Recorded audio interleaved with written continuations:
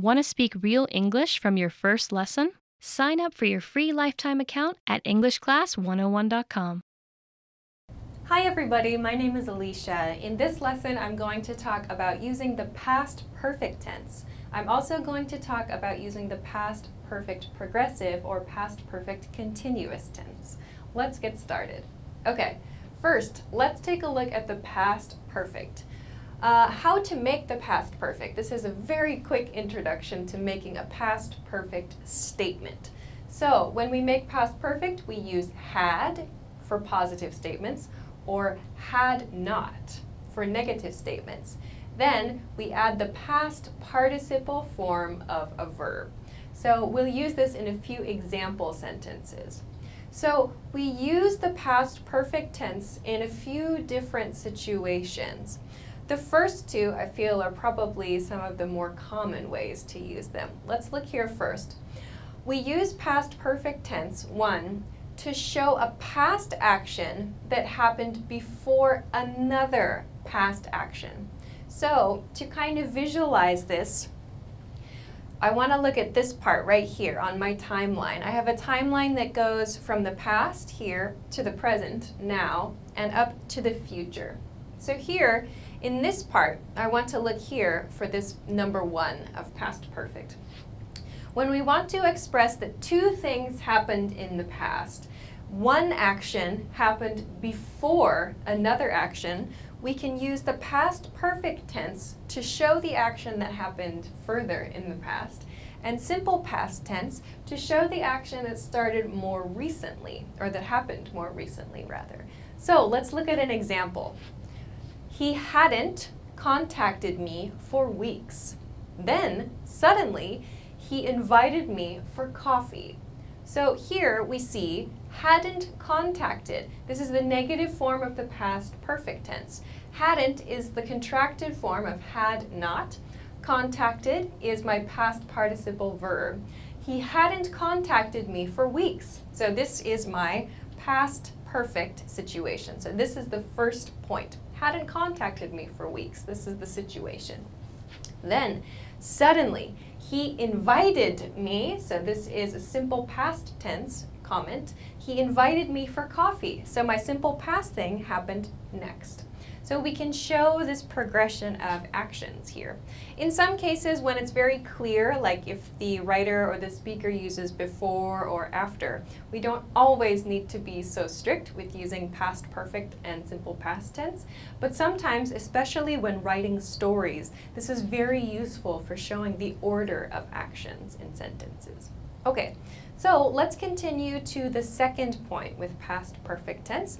We use past perfect to express something that started in the past and continued to another point in the past. So, to kind of imagine this, let's look at this part of the timeline here. So again, we're in the past.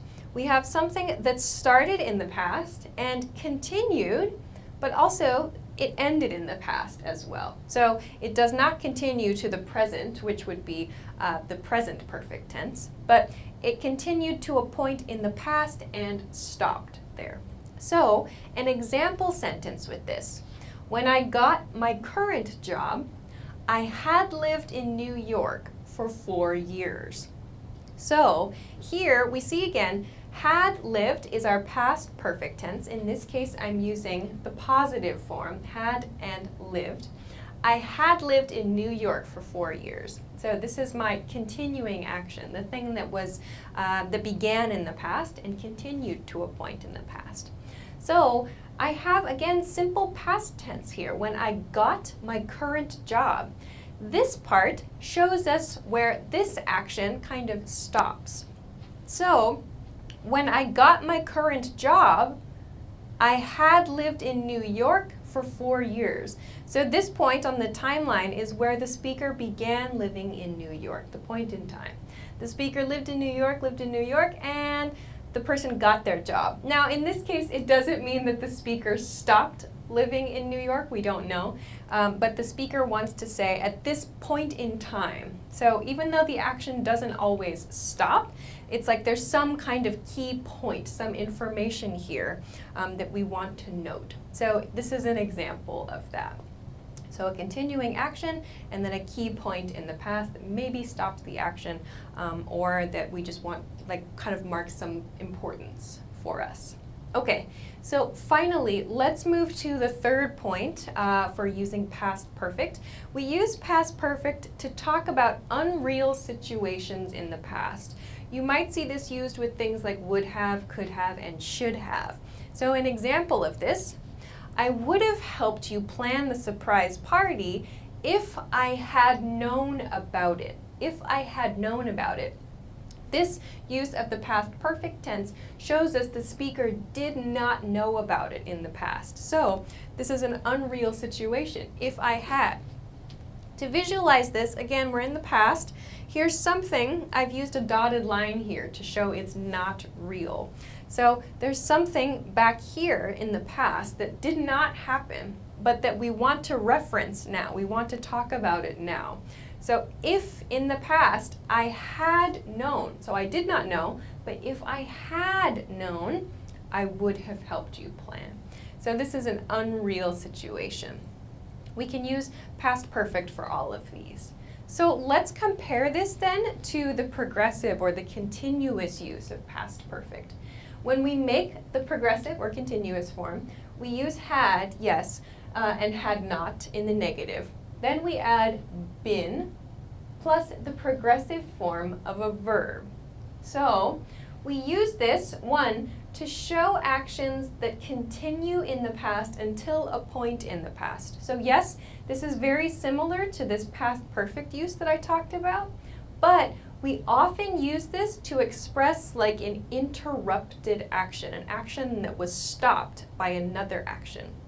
So this means, for example, in this example sentence, I had been studying for an hour when my mom got home. So this is an interrupted action, or there's some kind of change in the situation. Everything happens in the past, though. So here, had been studying is my past perfect progressive tense. This is the continuing action. On my timeline here, it's in blue. My continuing action in the past. I had been studying for an hour. So this action continued for an hour, was continuing for an hour. Then the sentence says, when my mom got home. So when here marks the point where the action changes or the situation changes or is interrupted. So here, I've marked in red with this X, is the interruption. When my mom got home. We use simple past tense to describe the interrupting action, the thing that stopped or changed the continuing action. So I had been studying for an hour, past perfect progressive, when my mom got home, simple past tense.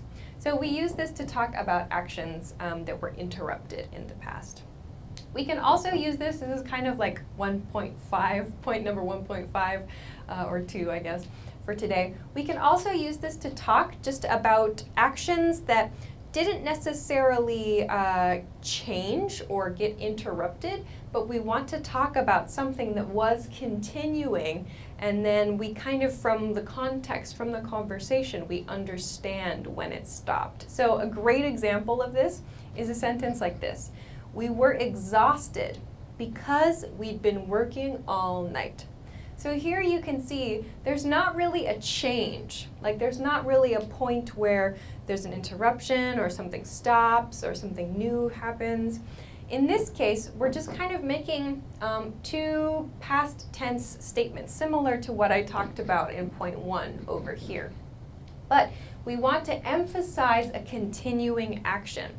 So here I have past tense. We were exhausted. We were exhausted. Exhausted means very tired.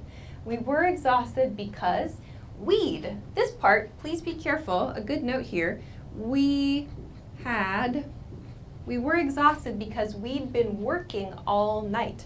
So this working action had continued all night long. We want to emphasize that.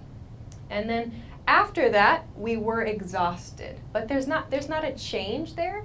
It's like the speaker is telling a story, maybe. So we were exhausted because we've been working all night. When we got home, we found out we didn't have our keys. So you might see a sentence like this in a story. So it's not, like I said, a specific point where a change occurs, but we kind of understand from the story or from the situation what's happening. So you'll see this continuous or the progressive form used quite commonly in these kinds of situations. So this is a quick introduction to using the past perfect tense and the past perfect progressive tense. I hope that this helps you understand these two grammar points. If you have any questions or comments or want to practice making some sentences with this grammar, please feel free to do so in the comment section of this video. Of course, if you like the video, don't forget to give it a thumbs up, subscribe to our channel if you haven't already, and check us out at EnglishClass101.com for some other things that can help you with your English studies. Thanks very much for watching this lesson, and I will see you again soon. Bye-bye.